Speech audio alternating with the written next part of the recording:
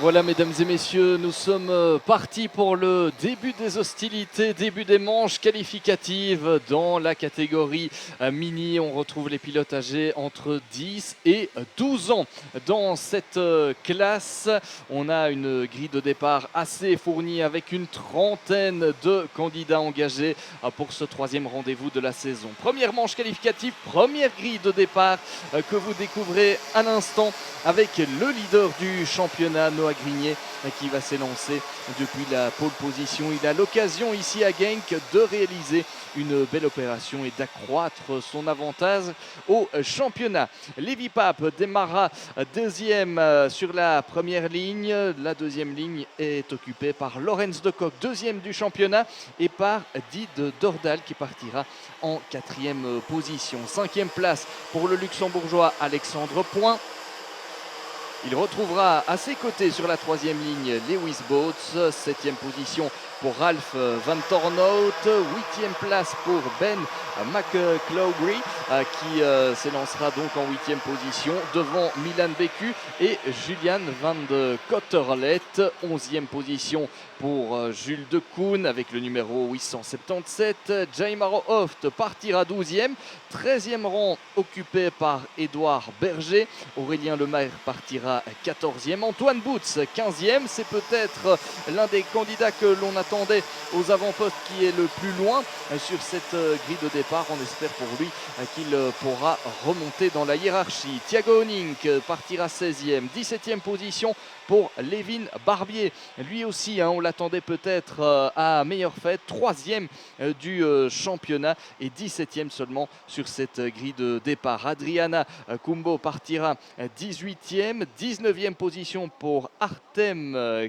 Kikireshko. Milo Kornil partira 20e, 21e position pour Dan Van Dam, 22e place pour Makar Palchin, 23e position pour Théo Randax. Lian Overhead partira 24e, Cyril Grosjean 25e, Mathis Mouche 26e, Guido Eberengui, pour la prononciation 27e, Yann Gross 28e, Roseline Ma Henike 29e et pour compléter cette grille de départ, Tom Grosjean. Voilà pour cette grille complète de départ dans cette première manche de la catégorie mini-manche qualificative. Le peloton qui s'avance désormais sur la ligne droite de départ. Le feu rouge qui est éteint et on est parti pour 10 minutes, pour 9 minutes et un tour dans cette manche qualificative. Le bon départ de Noah Grignet qui conserve sa première place. Derrière, ça se bagarre déjà très fort avec Lorenz de Kock qui a perdu quelques positions, il me semble. Lui qui démarrait depuis la troisième place. Attention, c'est déjà très mouvementé dans le peloton, mais tout le monde est bel et bien passé et c'est ça le principal. Yes, clean opening half of the first lap in this race, and straight away there has been a little bit of contact, a little bit of rubbings racing going through into turn 6.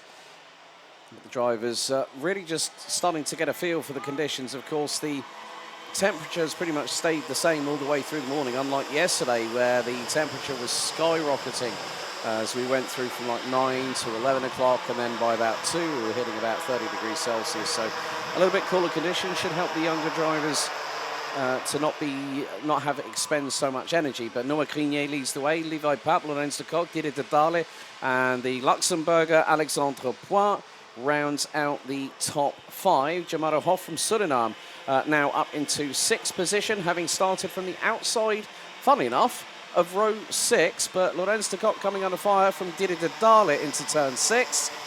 And de Kock from Fusion Motorsport holds his line.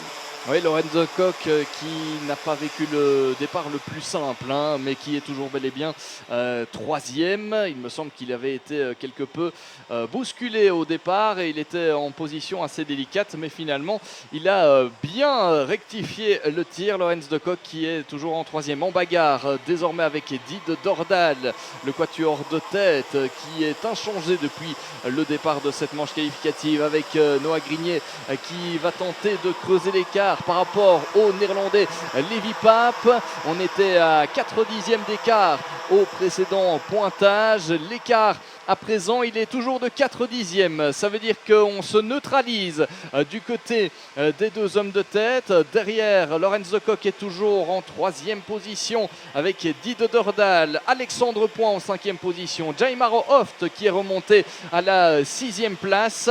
Ah, c'est pas mal hein, comme départ de la part de Jaimaro Hoft qui s'est lancé depuis la 12e position. Et donc c'est la plus belle remontée jusqu'à présent dans cette manche qualificative. Yes, Ben McLaughlin, I've just noticed, has dropped all the way down to 29th position, having started from 8th on the grid. There's more tete-a-tetes happening at the moment behind Lorenz de Cock, so that's going to be Alexandre Point, Jamaro Hoft, who dives up the inside. That's a neat move there through Cafe Corner at turn 10. So Jamaro Hoft gets through on Didier Dedale after Alexandre Point made the same move, but still Grenier holding on to the lead of the race quite comfortably at the moment. It doesn't need to be the biggest lead in the world, but it's nearly 5.5 tenths of a second after the opening 3 laps. Julien van der Cotelet, who holds station in 10th place. New fastest lap, 1 minute 2.538. So, well, Didier Dedale got past on Alexandre Point. Jamaro Hoff stays in 6th. Milan Becu, Jules de Coen round out the top 8 as drivers getting a little bit racy coming out of turn number 6. Looking at the 8.99 of Milan Becu, and I think that might have been Alexandre Point on the inside. So, and they've got a quartet of drivers just behind them. But this race has gone pretty smoothly so far. A lot of good overtaking. Jules de Coen gets past Milan Becu in the 8.99. However, at the just outside of the top 5, Jamaro Hoft and Milan Becu seem to be battling away over 6th position. And now the battle for 2nd is really heating up because Levi Pape has got Lorenz de Cock on his back bumper. 8.73 has just been given the mechanical black flag. Ben McLaughlin out on the opening heats of the weekend. A real shame for the youngster from Ireland. Oui, et la très belle manœuvre de dépassement il y a quelques instants de Dido Dordal qui est passé de la 4e à la 2e position. C'est Lorenz de Cock qui a initié cette manœuvre de dépassement. Il s'est mis à l'intérieur de Levi Pape, il est passé, mais Dido Dordal en a profité également pour se placer à l'intérieur. Jolie manœuvre de dépassement au bout de la ligne droite et donc cette bagarre qui profite notamment à Noah Grenier qui en profite pour creuser l'écart en tête de la course.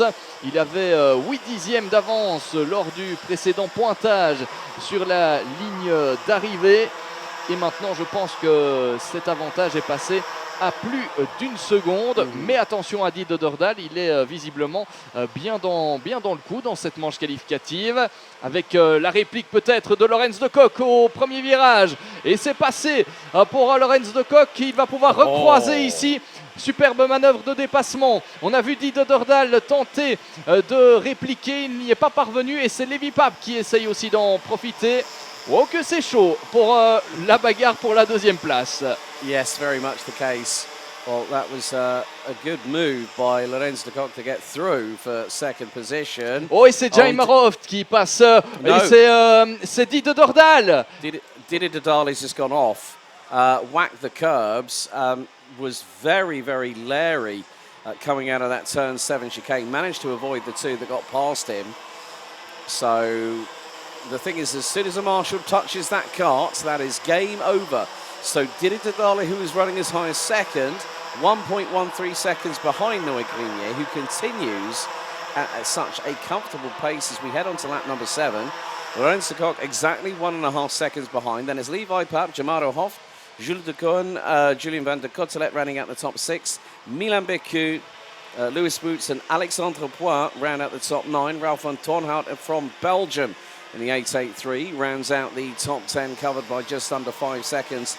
But disaster for 2 big protagonists here this weekend. Firstly, Ben McLaughlin getting the meatball flag, and then Didier Dedale going off track and is out, and the marshal is pulling the cart away, as we'll see it on shot very shortly. There it is, and Dedale completely frustrated and furious. Deux grands perdants déjà dans cette manche qualificative. Ben McLaury qui est contraint à l'abandon, de même que Di de Dordal. Vous l'avez vu sur les images, il était en bagarre notamment avec Lorenz de Kock, Levi Pape et Jaimaro Hoft. Et visiblement, c'est dans cette bagarre qu'il a tout perdu. Et il est coincé là-bas dans la partie technique de ce circuit, juste après la ligne droite de l'Europalan. En attendant, Noah Grignet continue la course en tête. 1:02 398. Il vient de signer le meilleur tour en course dans cette manche qualificative. Il a 1 seconde 7 d'avance sur Lorenz de Kock. 3 secondes 1 sur Jaimaro Hoft qui est passé devant Levi Pape. Julian van de Kotterlet est remonté à la 5e position.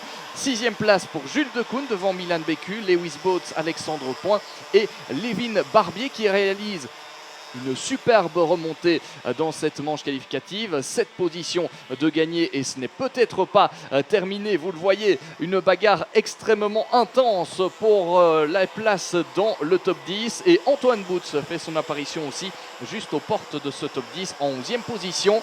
Et il est d'ailleurs dans cette bagarre, il me semble. Oui, ça va encore évoluer dans le classement, Alex, pour cette bagarre dans le top 10. On va d'ailleurs refaire un point d'ici quelques instants du côté des hommes de tête. Pas de changement. Par contre, derrière, effectivement, Antoine Boots est passé en 9e position. Alexandre Point est 10e et Aurélien Lemaire maintenant qui pointe le bout de son nez en 11e position. This scramble here is really getting interesting because you've got, I think I count possibly nearly a third of the field line astern, so they're in each other's wheel tracks. Then it's side by side, 2 by 2, heading into turn 6, one of which is the 8:33 of Antoine Boots, who rounds out 9th and might have just been overtaken possibly by Alexandre Point, not 100% sure, but more overtakes happening into turn number 9. So this scramble here, that's 9 carts in total in that little peloton, which is nearly a third of the field. But the timer has expired as Noah Grignet goes on to the final lap of this race. Lorenz de Kock in second. Third at the moment, that's going to be Jaimaro Hoft, who's got Levi Pape, Julian van der Kotterlet not too far behind. And the scramble for the remaining place in the top 3 is really heated up. And very, very close coming out of turn number 3 and into turn 4 is Noah Grignet. The 8:66 leading a Belgian 1-2 at the moment with Lorenz de Kock in second. Grignet makes his way through into the turn 7 chicane for the final time. Julian van der Kotterlet has really picked up the pace in the meantime, and still the scramble led by Jaimaro Hoft for that third place, and he's just lost it. Just lost it, I think, to either Levi Pape or Julian van der Kotterlet. As our race leader comes through turn number 10, it pretty much has been a formality for the 8:66 from Belgium, who makes his way through into the final corner. And Grignet not only took pole position earlier on, it's lights out to checkered flag for Noah Grignet. Lorenz de Kock takes second. It's a scramble for third.